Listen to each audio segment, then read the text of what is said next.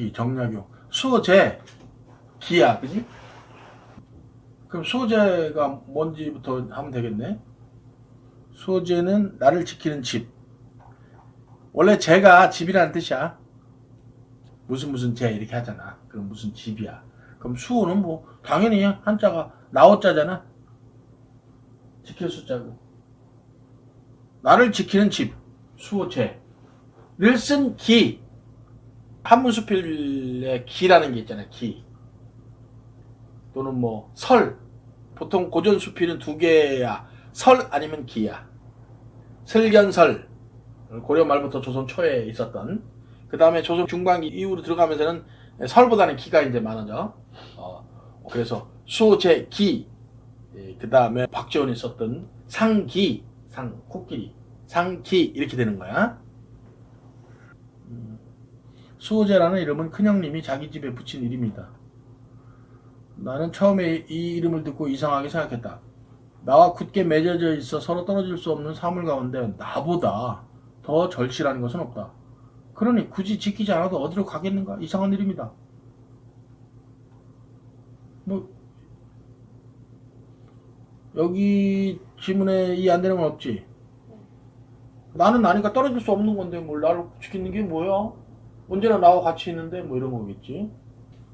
윤리에서 이기, 이원론, 기, 이 이런 게 있잖아, 그지? 기가 말하자면 구체적인 사물이라면 이가 진리 같은 거잖아. 그러면 기가 몸이라면 마음은 이잖아, 그지? 그러면 결국 수제의 오는 나를 지키는 집에서 나를 지킨다는 것은 기가 아니고 이란 말이야. 마음을 지키는 거지 이게. 그렇게 이해하면 편해. 근데 요즘 사람들은 뭐 기도 굉장히 중요해서 뭐 보디빌더 사고 뭐 이렇게. 예전에는 몸은 아무런 그 지키는 대상이 아니야. 그 뭐 뛰어다니기를 했어. 뭐 운동을 왜 해? 머슴 시켜서 다 하는 거지. 머슴 네가 뛰어? 그럼 되는 거지. 그래서 이거는 수호는 여기서 철저하게 내 마음을 지키는 거야. 그건 뭐 이해가 안 된다는 게 너무 이상하네. 어쨌든 내가 장기로 귀양 온 뒤에 장기라는 곳이 어딘지는 모르겠어. 뭐 경상북도 포항 지역이겠지며 멀리도 갔네. 귀양 갔네. 혼자 지내면서 곰곰이 생각해보다가 하루는 갑자기 이 문제에 대해 해답을 얻게 되었다. 나는 벌떡 일어나서 말했다. 천하 만물 가운데 지킬 것은 하나도 없지만 오직 나만은 지켜야 한다. 내 밭을 지고 달아날 자가 있는가? 밭은 지킬 필요 없다. 내 집을 지고 달아날 자가 있는가? 집도 지킬 필요가 없다.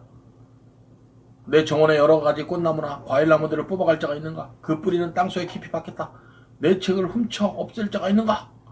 성현의 경전이 세상에 퍼져 물이나 불처럼 흔한데 누가 감히 없앨 수 있겠는가? 책을 없앤다고 성현의 그 말씀이 없어지는 건 아니라는 얘기지? 내 옷이나 양식을 훔쳐서 나를 옹색하게 하겠는가? 옹색. 가난하게 뭐 이런 거. 뭔가 불편하게. 천하에 있는 실이 모두 내가 입을 옷이요. 실을 가지고 옷을 만드니까 천하에 있는 곡식이 모두 내가 먹을 양식이다. 도둑이 비록 훔쳐간 데 한두 개 지나지 않을 테니 천하의 모든 옷과 곡식을 없앨 수 있겠는가. 그러니 천하 만물을 모두 지킬 필요가 없다. 오로지 변할 수 있는 내 마음을 지켜야 한다는 거지. 시험 기간인데도 잠자고 싶은, 게임을 하고 싶은 이 마음을 버려야지. 최상의 공부는 항상 용기가 필요해. 어떤 용기? 자신을 절제하는 용기. 우선 첫 번째가 그거야. 절제만 하면 언제든 최상위권이 될 수 있어. 넌 뭐가 절제가 안 되냐? 너는 절제가 안 될 게 없는 것 같은데. 그래요? 뭐 너를 좋아하는 남자도 없고 뭐.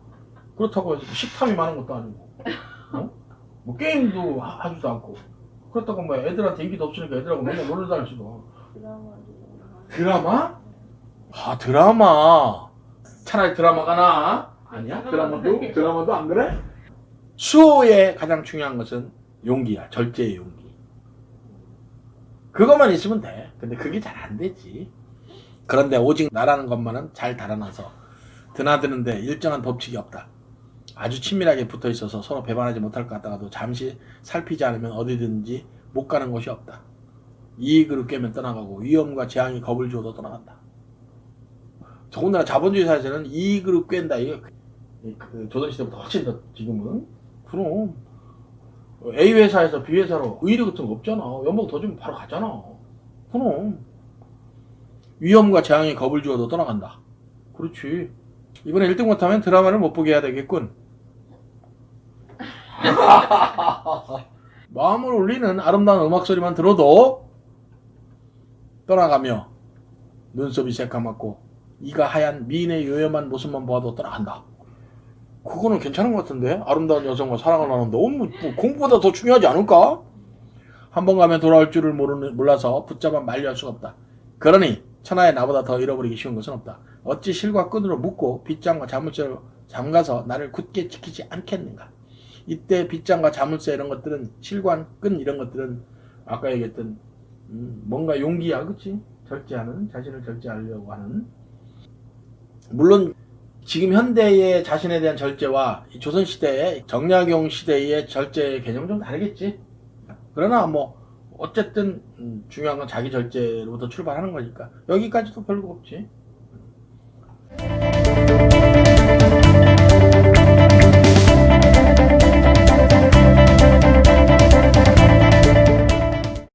나는 나를 잘못 간직했다가 잃어버렸던 자다. 어렸을 때 과거가 좋게 보여 10년 동안의 과거 공부에 빠져들었다. 그러다가 결국 처지가 바뀌어 조정에 나아가, 처지가 바뀌었다는 것은 그 과거가 급조해서 벼슬을 갔다는 거지. 조정에 나아가 검은 사모관대에 비단도포, 이게 이제 관직을 가진 자들이 옛날에 입던 옷이야. 입고 12년 동안이나 대낮에 미친듯이 큰 길을 뛰어다녔다. 그러니까 관리 생활을, 관료겠지. 생활을 12년 동안 했대. 그러다가 또 처지가 바뀌어 한강을 건너고, 처지가 바뀌었다는 것은 이제 귀양 갔다는 거지. 이제 벼슬께서 쫓겨나서 한강을 건너서 문경세제를 넘어서 이곳에 귀양 온 거야. 친척과 조상의 무덤을 버리고 곧바로 아득한 바닷가의 대나무 숲에 달려와서야 멈추게 되었다. 이때 나에게 물었다. 성찰에 대한 개념이네요. 너는 무엇 때문에 여기까지 왔니? 여우나 도깨비 불려서 끌려왔니? 아니면 바다 귀신이 불러서 왔냐? 네 가정과 고향이 모두 초천에 있는데 저 위에 있는데 왜 그 본 바닥으로 돌아가지 않느냐? 못 돌아가지, 귀양 왔는데. 그러나 나는 끝내 멍하니 움직이지 않으며 돌아갈 줄을 몰랐다. 얼굴빛을 보니 마치 얽매인 곳에 있어서 돌아가고 싶어도 돌아가지 못하는 것 같았다. 그래서 결국 붙잡아 이곳에 함께 머물렀다. 결국 여기서 자기에 대한 반성적 성찰을 하게 됐네요. 어쩌면 이런 여기까지 오기 전까지는 누군가를 다른 사람을 원망했을 수도 있어. 그치? 나를 귀양 가게 한다. 응? 도대체 누구야 이 자식? 왜 나를 왕한테, 왕은 원망 못하니까. 왕한테 누군가가 나를 이렇게 참소해가지고 나를, 응? 아무 죄도 없는데 하면서 어쩌면 남 탓으로 돌렸을 수도 있어. 그러나 반성적 성찰을 하다 보니까 이 모든 것이 내 마음을 내 스스로 잡지 못하는 것이라는 것, 내가 내 스스로를 절제하지 못했다는 것, 뭔가는 모르지만 이런 성찰에 이르렀다. 이때 둘째 형님도 나를 잃고 나를 쫓아 남의 지방으로 왔는데, 둘째 형도 귀양 왔네요. 역시 나를 붙잡아서 그곳에 함께 머물렀다. 뭐 둘째 형도 나름대로 자아성찰에 들어갔네요. 그 다음에 오직 내 큰형님만 나를 잃지 않고 편안히 단정하게 수호제에 앉아 계시니 본디부터 지키는 것이 있어서 나를 잃지 않았기 때문이 아니겠는가. 이게 바로 큰형님이 그 거실에 수호제라고 이름 붙인 까닭일 것이다. 큰형님은 언제나 말씀하셨다. 아버님께서 내게 태연이라고 자를 지어주셨대.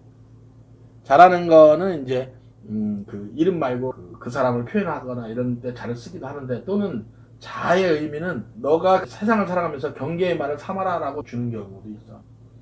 태연이라고 주는데, 태연은 눈에 보이지 않는 우주의 본질을 뜻한대. 그래서 나는 오로지 내 태연을 지키려고 했다네. 결국 이 태연은 우주지만 자아를 얘기한다. 본질적 자아를 얘기한다. 그래서 내 거실에다가 그렇게 이름을 붙인 거지. 뭐라고? 수호제라고. 하지만 이것은 핑계다. 맹자가 말씀하시기를 무엇을 지키는 것이 큰가? 몸을 지키는 것이 크다! 라고 했으니, 이때 몸을 지킨다는 게 아까 얘기했던 이 기로 따지면 기야 마음이야, 마음. 마음이자 정신이자 이런 거지. 의지자 뭐 이런 거. 이 말씀이 진실이다. 내가 스스로 말한 내용을 써서 큰 형님께 보이고 수호제의 기로 삼는다. 그래서 여기 보면 하지만 이것은 핑계다. 좋지 않다는 의미가 아니라 긍정적으로 한 거야. 형님이 겸손하게 사실은 뭐 아버지께서 태연이라고 지어줘서 아버지가 준 그 태연을 지키려다 보니까 이렇게 됐어 라고 하시지만 사실은 그렇지 않다. 엄청난 자신의 절제가 있었던 것이다 라는 의미야. 그래서 이건 번역이 조금 애들이 해석하기 조금 밑에 해설이 없었으면 애들은 어려웠을 수도 있네. 큰형님이 자신의 나를 지킨 것에 대해 겸손하게 표현한 것을 일컬는다. 이렇게 해서 반어적 표현이 이랬네. 그지? 그거 외에는 전체적으로 어려운 건 없었지? 작가의 자아성찰 과정이 의문제기. 소재라는 큰형님의 집의 이름을 이상하게 여겼다. 성찰에 의한 깨달음. 물질적인 것은 지킬 필요가 없고 나를 지키는 것이 가장 어렵다. 그 다음에 과거의 삶에 대한 반성. 나를 지키지 못하고 살았던 자신의 과거에 대한 반성함. 깨달음에 의한 자기다짐. 글을 쓰게 된 이유를 밝히며 수오를 다짐함. 요거 읽어볼 테니까 조금이더 이상한 거 있으면 잠깐 얘기하면 되지. 갈래 한문수필 기. 성격 교훈적, 성찰적, 회고적. 제재 수호제라는 당호. 당도 집당자야. 집에다가 호를 붙여준 거야. 이름을 붙여준 거야. 당호. 집의 이름 이렇게 하면 돼.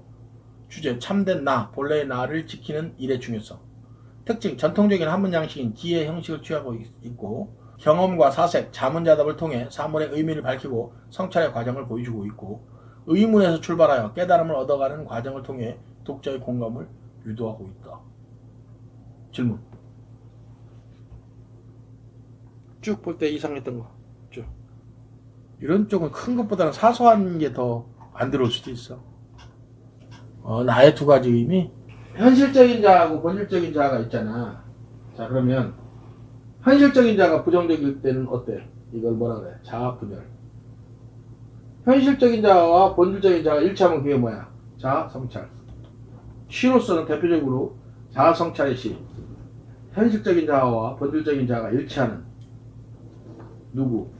운동주 시. 현실적인 자와 본질적인 자가 절대 만나지 못하고 서로 악수를 하지 못하는 거. 그리고 있는 이상의 거울. 그래서 물론 현실적인 자는 현실적인 자아 자체가 변하기 쉽고 늘 약하고 그런 거겠지. 여기도 보면은 뭐 세속적인 현실에서 살아온 나니까 상황, 환경, 현실적 조건에 따라서 수시로 변할 수 있는 존재이긴 하지. 그런데 이제 본질적 자아는 물론 현상적인 자의 중심을 잡아주는 나인데 어떠한 환경 속에서 변하거나 흔들리지 않는 건데 이게 이제 일치하느냐 일치하지 않느냐에 따라서 현실적인 자아가 부정적이냐 긍정적이냐로 나타난다고 보면 돼. 현실적인 자아 자체가 부정적이거나 긍정적이거나 그런 건 아니야. 본질적인 자아와의 그런 관계에 있어서 형성되는 거지.